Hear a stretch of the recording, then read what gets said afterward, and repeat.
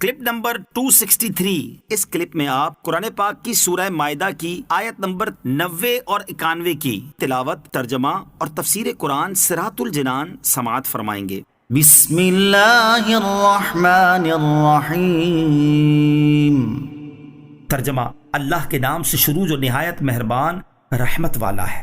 یا ایہا الذین آمنوا انما الخمر والمیسر والانصاب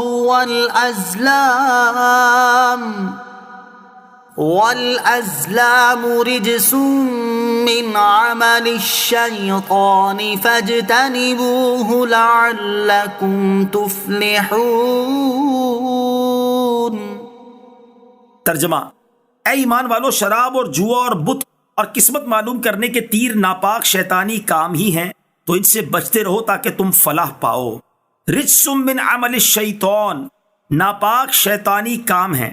اس آیت مبارکہ میں 4 چیزوں کے نجاست و خباثت اور ان کا شیطانی کام ہونے کے بارے میں بیان فرمایا اور ان سے بچنے کا حکم دیا گیا ہے. اور وہ 4 چیزیں یہ ہیں: نمبر 1 شراب، نمبر 2 جوا، نمبر 3 انصاب یعنی بت، نمبر 4 ازلام یعنی پانسے ڈالنا. ہم یہاں بالترتیب ان 4 چیزوں کے بارے میں تفصیل بیان کرتے ہیں. نمبر 1 شراب. صدر الشریعہ مفتی امجد علی اعظمی رحمۃ اللہ تعالی فرماتے ہیں شراب پینا حرام ہے اور اس کی وجہ سے بہت سے گناہ پیدا ہوتے ہیں. لہٰذا اگر اس کو معاصی یعنی گناہوں اور بے حیائیوں کی اصل کہا جائے تو بجا ہے. حضرت معاذ رضی اللہ تعالیٰ عنہ سے روایت ہے، حضور اقدس صلی اللہ تعالیٰ علیہ وسلم نے ارشاد فرمایا شراب ہرگز نہ پیو کہ یہ ہر بدکاری کی اصل ہے. شراب پینے کی وعیدیں. احادیث میں شراب پینے کی انتہائی سخت وعیدیں بیان کی گئی ہیں. ان میں سے 3 احادیث سماعت کیجیے. نمبر 1 ترمذی شریف کی حدیث ہے. حضرت انس بن مالک رضی اللہ تعالیٰ عنہ فرماتے ہیں حضور اقدس صلی اللہ تعالیٰ علیہ وسلم نے شراب کے بارے میں 10 شخصوں پر لعنت کی. نمبر 1 شراب بنانے والے پر، نمبر 2 شراب بنوانے والے پر، نمبر 3 شراب پینے والے پر، نمبر 4 شراب اٹھانے والے پر، نمبر 5 جس کے پاس شراب اٹھا کر لائی گئی اس پر، نمبر 6 شراب پلانے والے پر، نمبر 7 شراب بیچنے والے پر، نمبر 8 شراب کی قیمت کھانے والے پر، نمبر 9 شراب خریدنے والے پر، نمبر 10 جس کے لیے شراب خریدی گئی اس پر. حدیث نمبر 2 ابن ماجہ کی حدیث. حضرت ابو مالک اشعری رضی اللہ تعالیٰ عنہ سے روایت ہے نبی اکرم صلی اللہ تعالیٰ علیہ وآلہ وسلم نے ارشاد فرمایا میری امت کے کچھ لوگ شراب پئیں گے اور اس کا نام بدل کر کچھ اور رکھیں گے. ان کے سروں پر باجے بجائے جائیں گے اور گانے والیاں گائیں گی. اللہ تعالیٰ انہیں زمین میں دھسا دے گا اور ان میں سے کچھ لوگوں کو بندر اور سور بنا دے گا. نمبر 3 حضرت ابو امامہ رضی اللہ تعالیٰ عنہ سے روایت ہے رسول اللہ صلی اللہ تعالیٰ علیہ وسلم نے فرمایا اللہ تعالیٰ فرماتا ہے قسم ہے میری عزت کی، میرا جو بندہ شراب کی 1 گھونٹ بھی پیے گا میں اس کو اتنی ہی پیپ پلاؤں گا، اور جو بندہ میرے خوف سے اسے چھوڑے گا میں اس کو حوض قدس سے پلاؤں گا. شراب نوشی کے نتائج.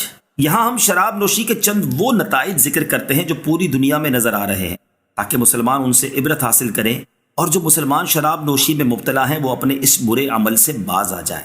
نمبر 1 شراب نوشی کی وجہ سے کروڑوں افراد مختلف مہلک اور خطرناک امراض کا شکار ہو رہے ہیں.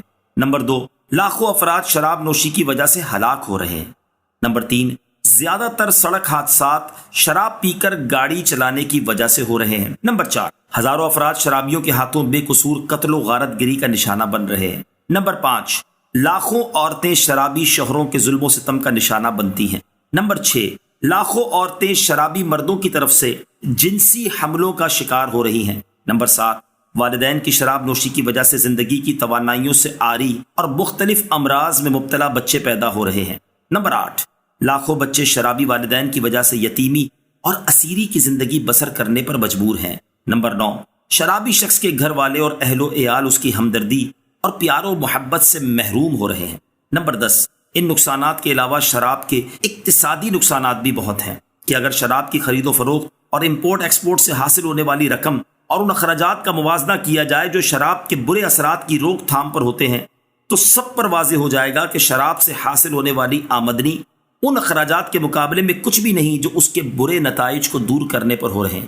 مثال کے طور پر شراب نوشی کی وجہ سے ہونے والی نفسیاتی اور دیگر بیماریوں کے علاج، نشے کی حالت میں ڈرائیونگ سے ہونے والے حادثات، پولیس کی گرفتاریاں اور زحمتیں، شرابیوں کی اولاد کے لیے پرورش گاہیں اور ہسپتال، شراب سے متعلقہ جرائم کے لیے عدالتوں کی مصروفیات، شرابیوں کے لیے قید خانے وغیرہ امور پر ہونے والے اخراجات دیکھے جائیں تو یہ شراب سے حاصل ہونے والی آمدنی سے کہیں زیادہ نظر آئیں گے۔ اور اس کے علاوہ کچھ نقصانات تو ایسے ہیں کہ جن کا موازنہ مال و دولت سے کیا ہی نہیں جا سکتا، جیسے پاک نسلوں کی تباہی، سستی، بے راہ روی، ثقافت و تمدن کی پسماندگی، احساسات کی موت، گھروں کی تباہی، آرزوؤں کی بربادی اور صاحبان فکر افراد کی دماغی صلاحیتوں کا نقصان۔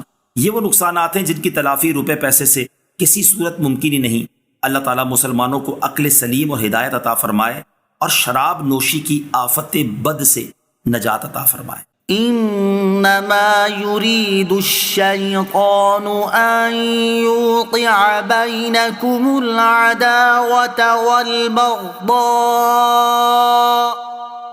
والبغضاء في الخمر والميسر ويصدكم عن ذكر الله وعن الصلاة فهل أنتم منتهون۔ ترجمہ: شیطان تو یہی چاہتا ہے کہ شراب اور جوئے کے ذریعے تمہارے درمیان دشمنی اور بغض و کینہ ڈال دے اور تمہیں اللہ کی یاد سے اور نماز سے روک دے، تو کیا تم باز آتے ہو؟ انما یرید الشیطان، بے شک شیطان تو چاہتا ہے۔ اس آیت میں شراب اور جوئے کے نتائج اور وبال بیان فرمائے گئے کہ شراب خوری اور جوئے بازی کا ظاہری دنیاوی وبال تو یہ ہے کہ اس سے آپس میں بغض اور عداوتیں پیدا ہوتی ہیں، جبکہ ظاہری دینی وبال یہ ہے کہ جو شخص ان برائیوں میں مبتلا ہو وہ ذکر الہی اور نماز کے اوقات کی پابندی سے محروم ہو جاتا ہے۔ اس سے معلوم ہوا کہ جو چیز اللہ عز و جل کے ذکر اور نماز سے روکے وہ بری ہے اور چھوڑنے کے قابل ہے۔ اسی لیے جمعے کی اذان کے بعد تجارت حرام